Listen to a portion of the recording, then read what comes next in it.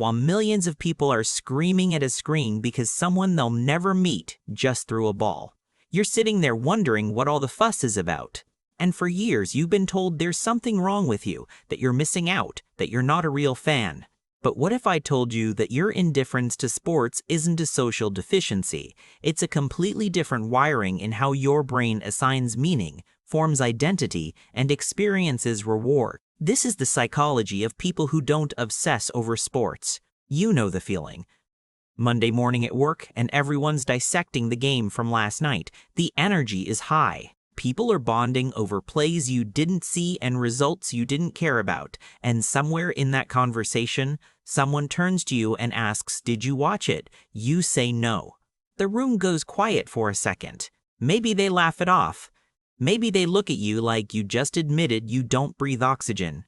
For most of your life, you've been the anomaly. In a culture where sports are treated as a universal language, your lack of interest feels like speaking a dialect no one else understands. You've learned to nod along, to fake just enough knowledge to not seem completely disconnected. But deep down, you've always wondered, why doesn't this grip me the way it grips everyone else? Here's what's fascinating. Your brain isn't broken. It's not missing some crucial component that makes other people care about who wins a championship. In fact, neuroscience suggests that people who don't obsess over sports may have fundamentally different reward pathways and identity structures.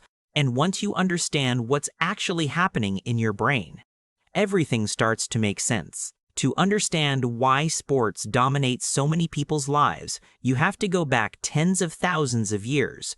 Humans evolved in small tribes. Survival depended on group cohesion. Your tribe was your identity, and your brain developed powerful mechanisms to make you care deeply about your group's success or failure. In 2013, a study from the University of Chicago found that when people watch their favorite team win, their brains release dopamine and oxytocin, the same chemicals involved in romantic bonding and social trust. When their team loses, cortisol spikes. Stress hormones flood the system. In other words, the brain doesn't distinguish between a real threat to your tribe and a sports team losing a game.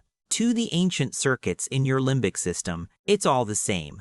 For many people, sports tap directly into this tribal wiring. Wearing a jersey activates the same neural networks as wearing war paint. Chanting in a stadium mimics the collective rituals that once unified clans before a hunt. The brain gets a hit of belonging, purpose, and shared identity. And that feeling is intoxicating. But here's where you're different. Research from UCLA in 2017 on individual differences in social bonding showed that not everyone's brain prioritizes group identity the same way. Some people, likely you, have reward systems that are less activated by vicarious tribalism and more activated by direct, personal achievement or abstract intellectual engagement. Your dopamine doesn't spike when a stranger scores a goal. It spikes when you solve a problem, create something, or learn something new. You're wired for a different kind of meaning. Most sports fans experience what psychologists call vicarious achievement. When their team wins, they feel like they've won. Studies from the Journal of Social Psychology have documented this for decades. Fans use the word "we" when their team succeeds, and "they" when their team feels. This isn't just language. It's identity fusion. The brain genuinely integrates the team's outcome into the self-concept, but your brain doesn't do this. And there's a reason. Vicarious reward requires a specific kind of cognitive empathy, the ability to emotionally merge your outcome with someone else's, even when you had no role in it. For you, this merger doesn't happen. Not because you lack empathy, but because your brain has a higher threshold for what counts as personally meaningful.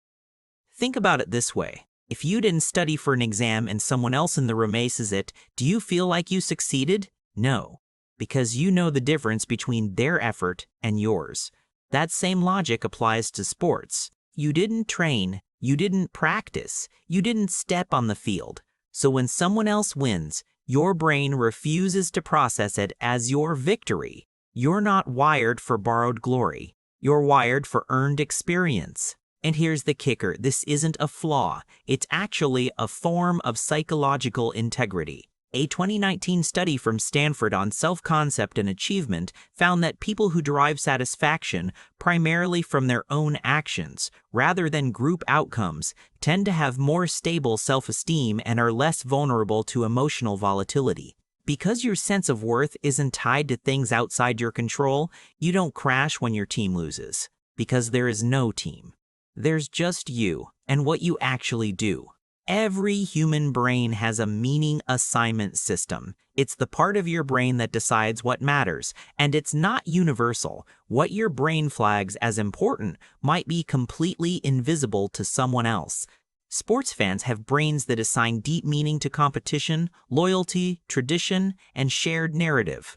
For them, sports aren't just games. They're stories, they're generational rituals, they're emotional anchors. A father passes his team allegiance to his son. A city rallies around a championship. The narrative gives life texture and continuity, but your brain assigns meaning differently. Maybe you care deeply about ideas, about solving puzzles, about creating something that didn't exist before. Maybe your brain lights up when you understand how something works, not when someone wins. And that's not apathy. That's selectivity. Neuroscientist Dr. Tempri. Jack Panksepp spent decades studying the brain's seeking system, the circuit that drives curiosity and exploration. His research, published throughout the 1990s and 2000s, showed that this system is highly individual. Some people's seeking system is activated by social dominance and competition. Others by novelty, complexity, and intellectual discovery. You might be in the second group. Your brain is hungry for understanding, not victory. And sports to you don't offer enough cognitive richness to satisfy that hunger. This is why you can spend hours researching something obscure, learning a new skill, or diving into a topic no one else cares about and feel completely fulfilled. Your reward system doesn't need a crowd. It doesn't need a win. It just needs depth. And sports, for all their intensity, often feel shallow to you, because they are, not objectively, but to the specific architecture of your mind. Here's where it gets really interesting. For many people, sports are a shortcut to identity. It answers the question, who am I? You're a Yankees fan, a Lakers fan, a Manchester United supporter. Instant belonging, instant community, instant meaning. Your identity is prepackaged, but your brain doesn't accept prepackaged identity. You need to build it yourself. You need to earn it, and that takes longer. It's harder, it's lonelier, but it's also more authentic. Psychologist Dr. Erik Erikson, in his work on identity formation in the 1960s, talked about the difference between identity achievement and identity foreclosure. Foreclosure is when you adopt an identity without questioning it, often from your environment. Achievement is when you actively explore, question, and construct your own sense of self.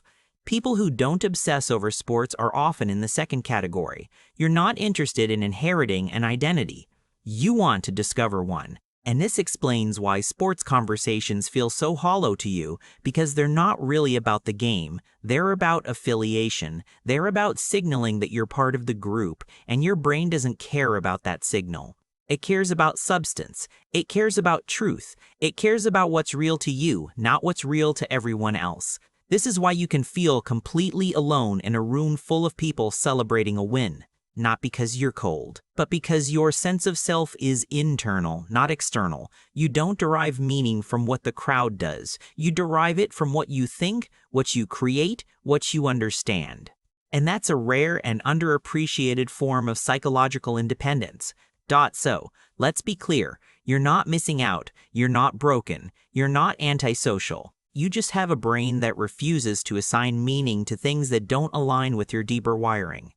While others find belonging in shared victories, you find it in personal growth. While they bond over games, you bond over ideas. And that's not a deficit, it's a different operating system.